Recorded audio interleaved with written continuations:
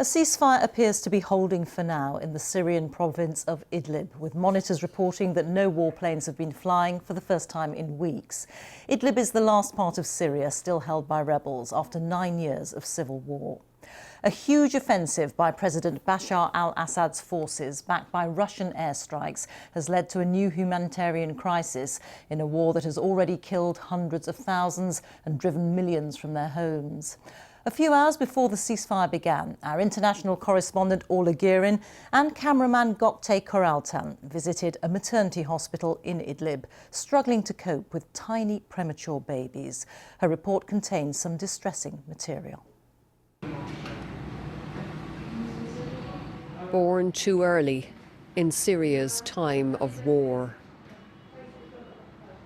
10 days old and already battling tough odds. He weighs just over 3 pounds, but he's a fighter and getting stronger. Staff here are struggling to save a growing number of premature babies, born to mothers traumatized by airstrikes and barrel bombs. Dr. Ikram wants these tiny babies to be seen. Now, see that? In all their suffering. She's 8 months pregnant herself and can't understand why the outside world has stood idly by. Many times I ask myself, there is no one can help us or no one can stop this war. There is no humanity. Where the humanity of these people? If you see every day our miserable condition here, why cannot do anything? How you are sleeping? How you are sleeping? What was that? Attack? What was it?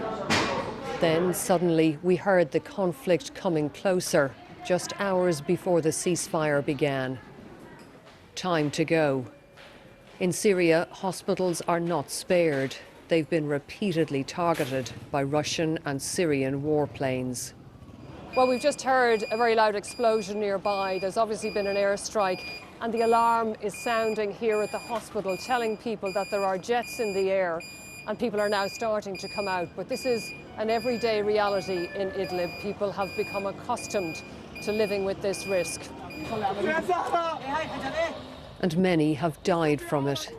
This was the town of Binish on February 25th.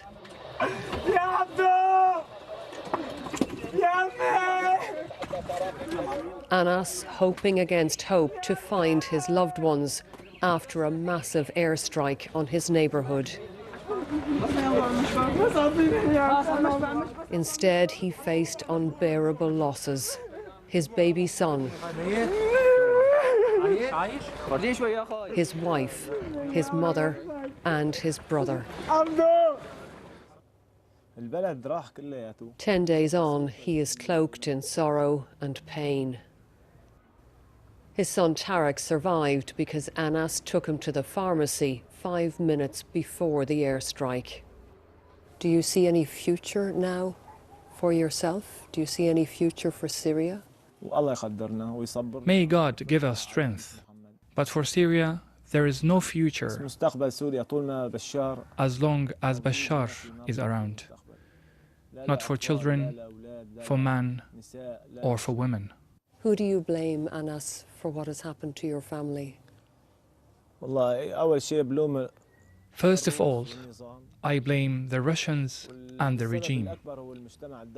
But the main reason is the international community, which has no compassion for us. His life is a shadow of what it was.